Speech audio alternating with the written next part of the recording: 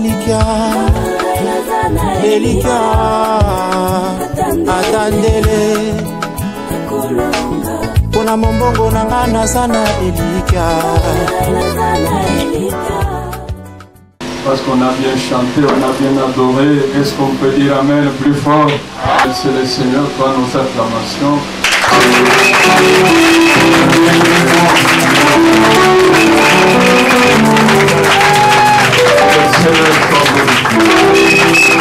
Amen. On lit le livre d'Apocalypse.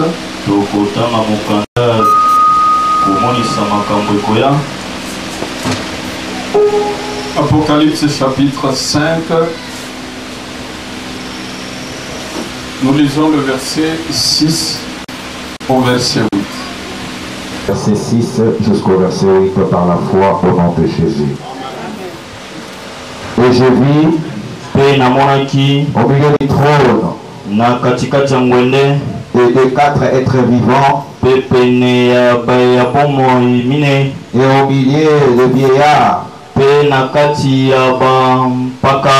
un agneau qui était là comme immolé.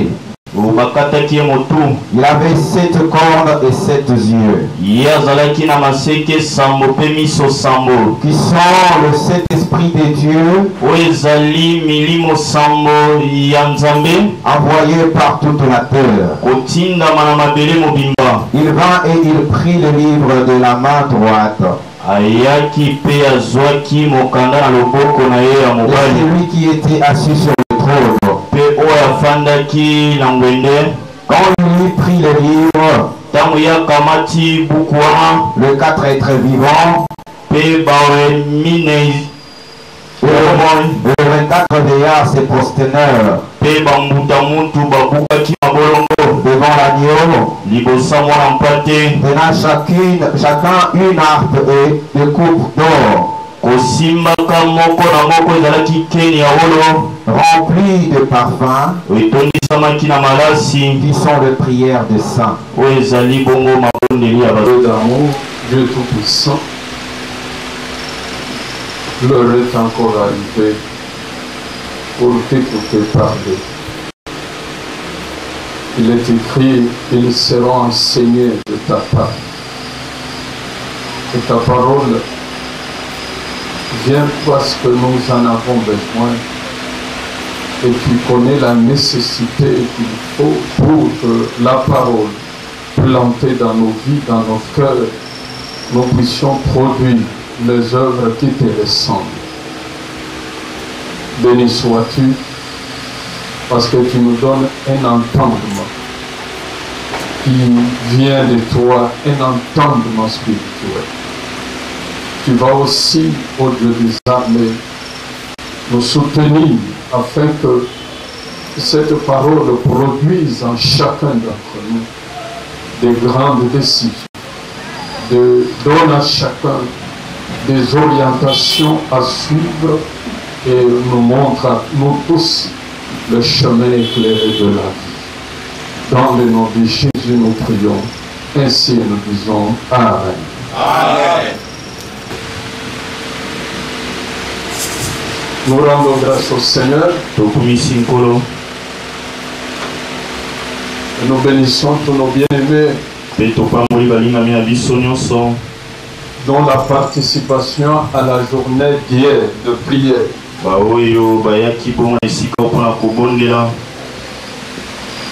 s'est fait voir les résultats.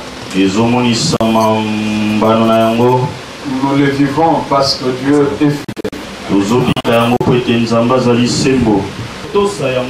Il n'a jamais émis des réserves pour agir, pour se manifester. Qu'il soit glorifié et qu'il bénisse chacun d'entre eux. Amen. Amen. Amen. Amen. Ce matin, nous parlons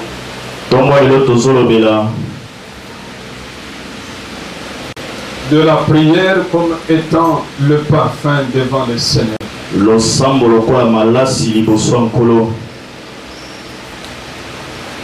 Si on peut encore répéter la parole que nous avons lue.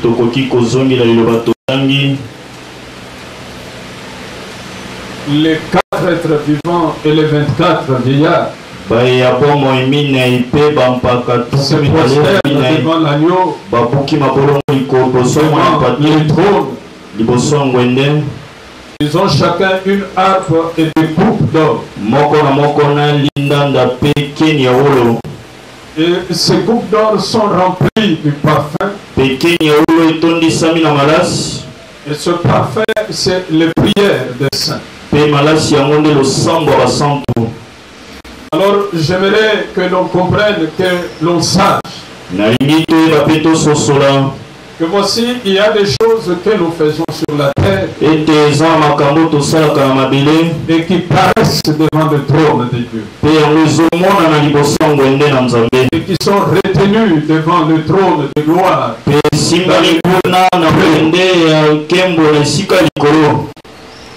Pour dire que la prière a une grande valeur, une grande importance. Voici le témoignage du Seigneur ou de l'Esprit de Dieu. Les 24 veillards et les 4 êtres vivants et dans ces coupes il y a le parfum. Et le parfum, vous savez, c'est quelque chose qui a de la valeur aux yeux de Dieu, qui a de l'importance devant le Seigneur. Et Dieu, sans la bonne odeur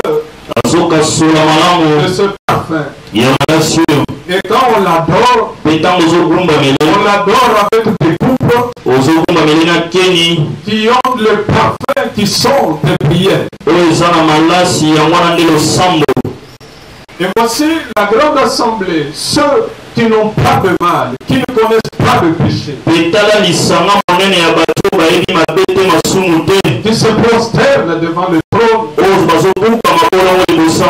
ils ont des prières. Les hommes qui vivent sur la terre, ce que nous avons dit, notre amour devant le Seigneur, ce que nous avons amené comme mot de l'adoration et de la louange, nous retenons que ça ne passe pas inaperçu. Voici, ça se trouve dans des coupes qui servent à l'adoration et qui sont contenus dans les coupes tenues par les êtres célestes.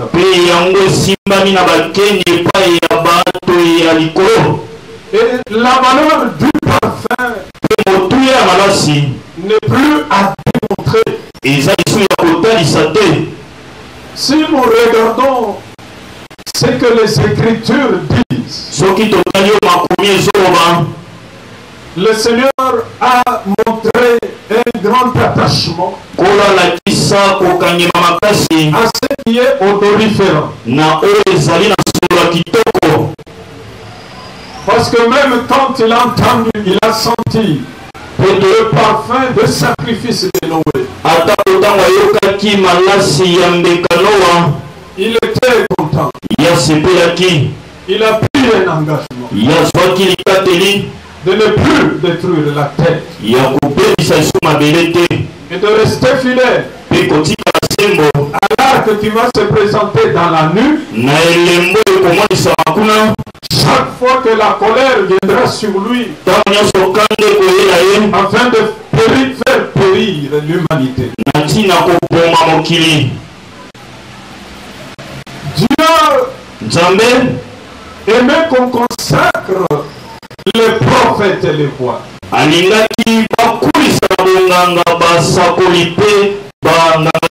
Avec lui, composé des aromates qui donnaient la bonne odeur. Et la parole dit, l'onction que ces gens recevaient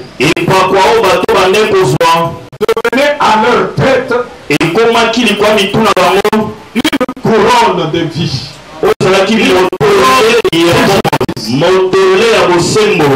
C'est si que le prophète, le roi, recevait ainsi l'onction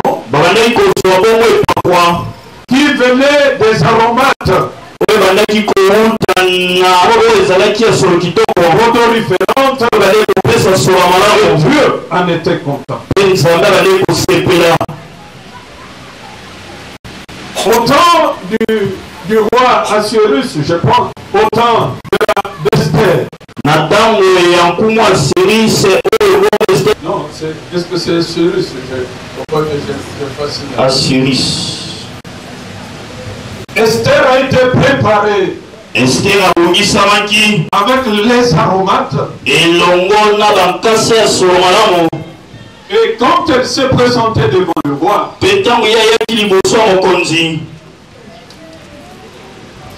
elle a retenu l'attention.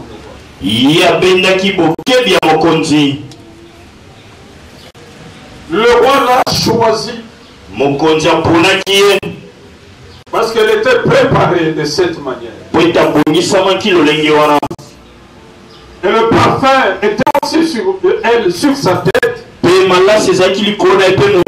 Dieu a fait grâce. Le cœur du roi était touché. La valeur que l'esprit attache au parfum, nous pouvons le voir dans Matthieu 26. On peut nous lire Matthieu 26, le verset 7, et on peut lire le verset 13. Une femme s'approcha de lui, prenant un vase d'albâtre qui renfermait un parfum de grand prix. Et pendant qu'il était à table, elle répandit le parfum sur sa tête. Verset 13. Je vous dis en vérité, partout où cette bonne nouvelle sera prêchée, le monde entier, on racontera aussi en mémoire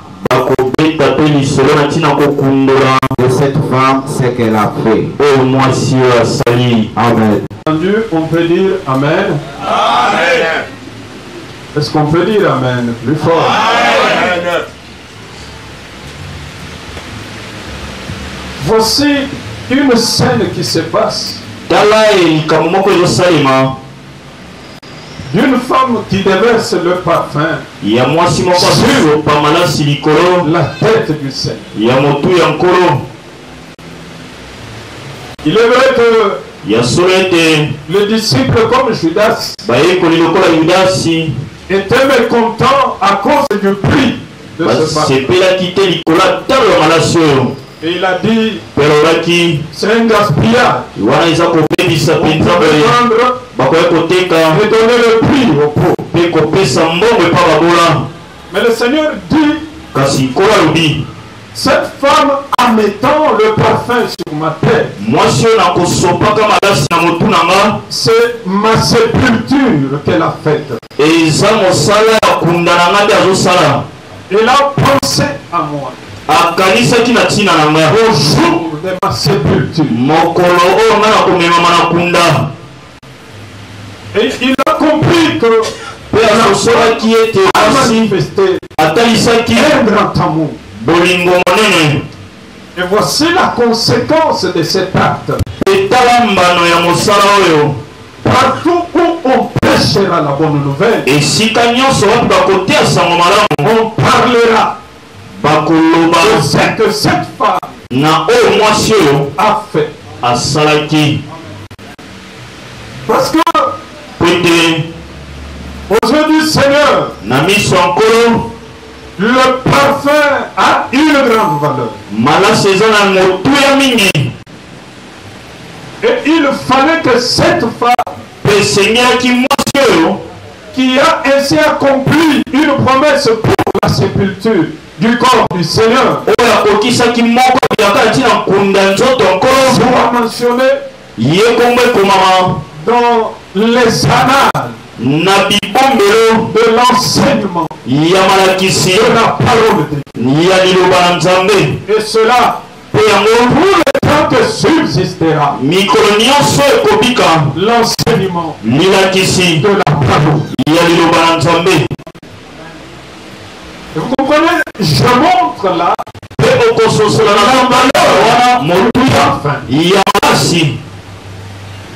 on va un peu encore plus loin. Dans Hébreux 9, le verset 4. Et là, quand on va nous lire, vous allez comprendre ce que le Seigneur voit à travers le parfum. Renfermant l'autel d'or pour le parfum. Commencez même par le verset 2. Verset 2. Un tabernacle fut en effet construit dans la partie antérieure, appelée le lieu saint, était le chandelier, la table et le pain de proposition. Derrière la seconde voile se trouvait là la partie du tabernacle appelée le Saint des Saints,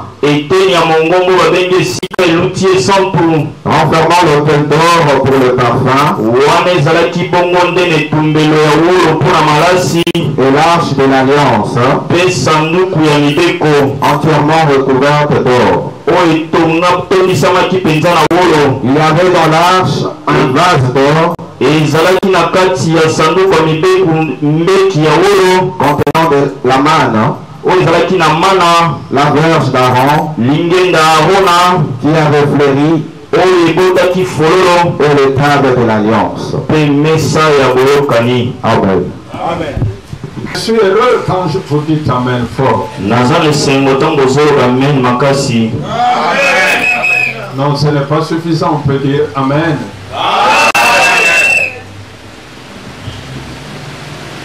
Le tabernacle fut dressé. J'ai longuement enseigné sur les tabernacles.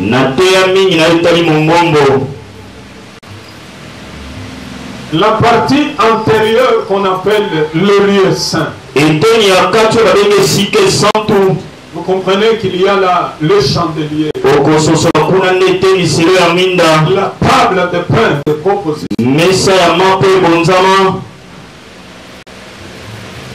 Mais après le second voile, il y a la partie qu'on a appelée le Saint de Saints. Et là, il y avait l'autel d'or pour les parfums et l'arche de l'alliance. Je vous rappelle que dans cette partie-là du tabernacle, il n'y avait que le souverain sacrificateur qui entrait une fois l'année et qui pouvait faire le service là-bas. Alors vous comprenez que il a mené le parfum à brûler devant le Seigneur. Aujourd'hui, Apocalypse nous révèle qu'on mettait sur l'autel d'or. C'est ce qui était contenu dans les coupes qui étaient entre les mains de 24 vieillards. C'est ce que nous disons. La prière des saints.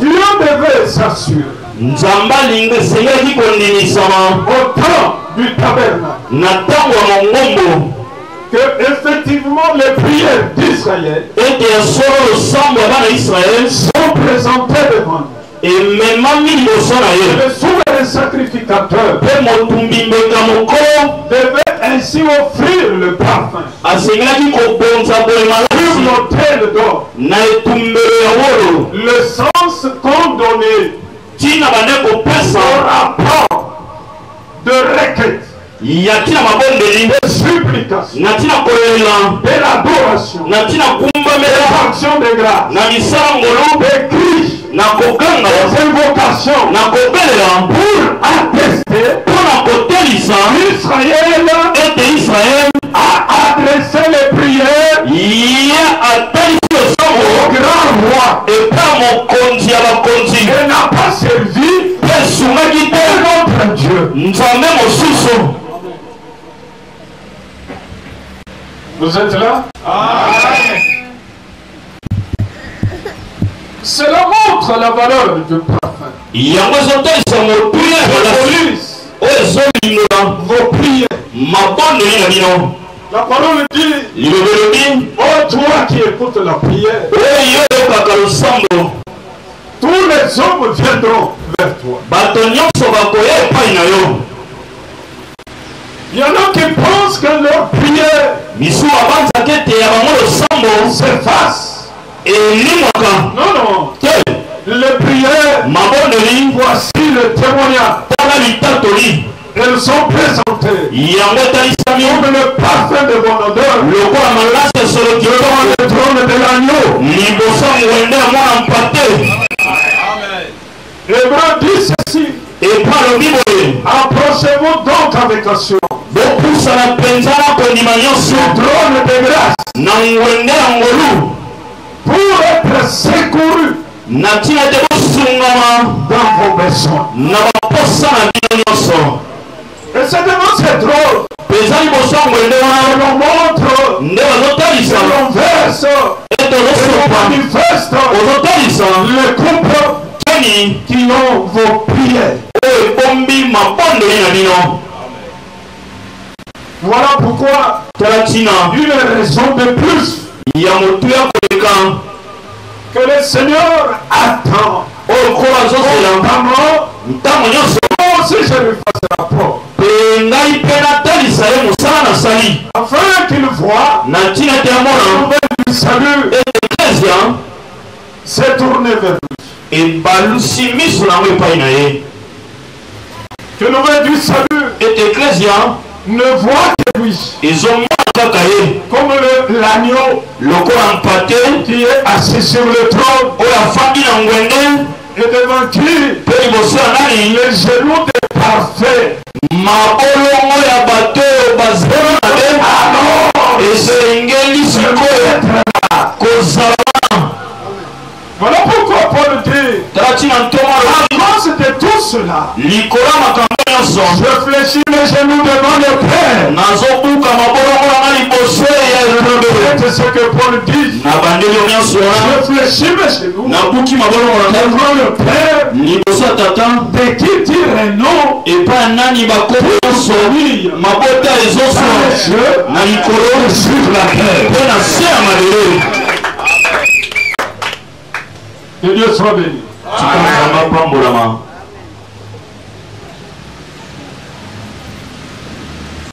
Quand vous adorez, adorez. ntango ekumamela kumbamela santola Rendez-lui gloire et grâce. kumisa ekemela ye Ça apparaît devant le trône. ezali komonisama liboso ya ngwende. Alléluia. C'est pourquoi vos prières, tala ntina mabondeli na bino toutes vos prières mabondeli nyonso seront exaucées. ekoyokama kuna epai na ye. Dieu ne peut pas s'en passer du parfum. nzambe akoki koleka te ntango ya yokisola malasi. Regardez même nous les hommes, tala ta biso bato la valeur qu'on attache au parfum. motuya topesaka malasi.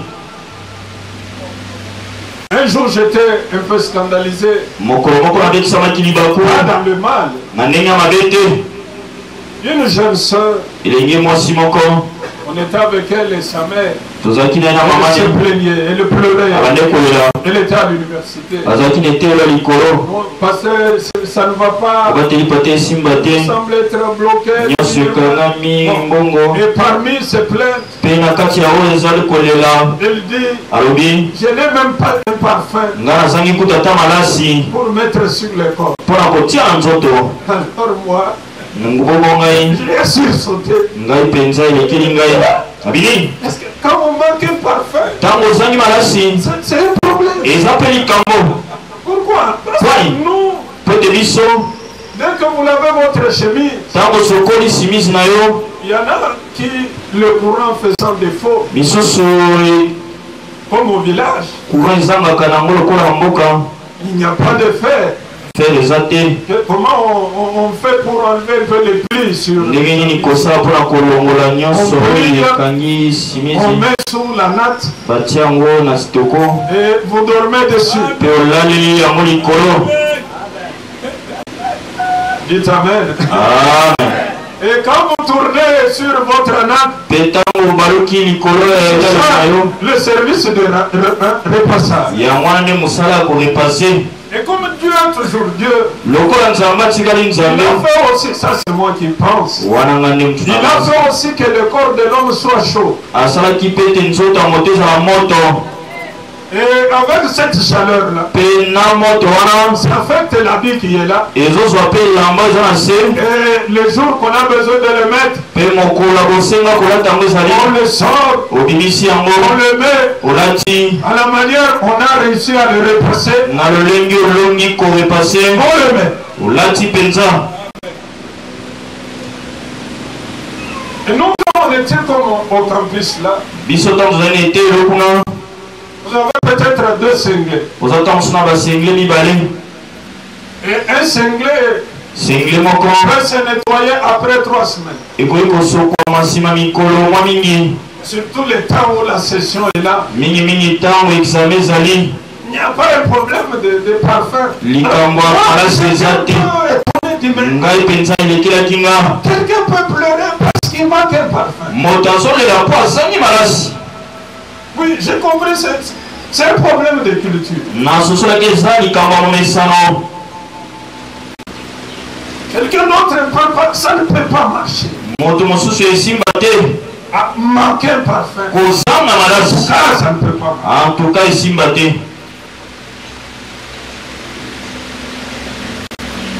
Mais nous qui avons grandi de cette manière-là, Kasi biso autokola bongo.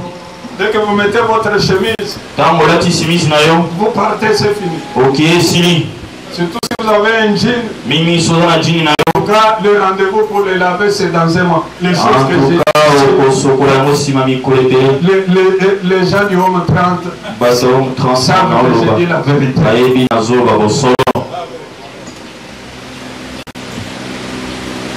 Et surtout pour les sœurs, Mingimingi mpona bandeko basi manquer un parfum, kozanga malasi. c'est qu'on est tombé Enko caduc. okwei mpenza yo mpenza. Bon, c'est ça, c'est la culture. Yango wana nde momesano. Parce que le parfum a une grande époque. Po ete malasi eza na motuya mingi. Regardez les gens qui vous marchent à pied là. Tala bato batambola makolo. Il a quitté alongwaki les eaux jusqu'à tendance banda ezoti caprice la chemise. chemise na ye. Quand vous voyez le col est poussé vers les épaules là. Tali kolo ebendani ti na mapeka. Et quand il passe, Mpe ntango aleki vous le croisez, okutani na ye vous sentez que vraiment ozoyoka chaque mpenza corps a une odeur donnée. nzoto na nzoto eza na solo na yango. Mais il n'est pas là, c'est pas Kasi bon. ye eza likambo na ye te. Mais quand on a les moyens, Kasi soki makoki ezali on passe, oleki on sent que oyoki mpenza quelqu'un est passé. moto ya malonga aleki. Bon, il y a des gens, Eza mpe na bato s'il entre dans une salle, soki akoti na esika moko vous sentez son parfum. oyoki malasi na ye. Parce que ça a une valeur importante. Po ete eza na motuya mingi. Mais devant le Seigneur, ce qui sent bon, ce sont vos prières.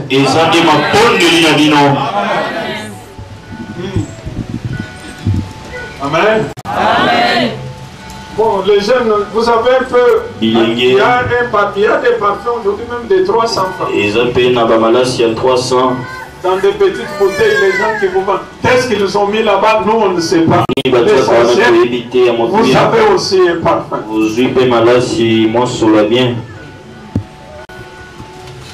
Nous tous, on était jeunes. Vous mettez votre parfum là. Vous dites, mais j'ai fait quelque chose. Et quand vous devez sortir demain, vous avez un grand rendez-vous. Préservez la chemise. Parce qu'il faut qu'on sente ce parfum. J'ai confiance que le Seigneur, qui se fait grâce, va toujours nous aider. Amen. Il ne faudrait pas que les couples qu'on présente devant le Seigneur il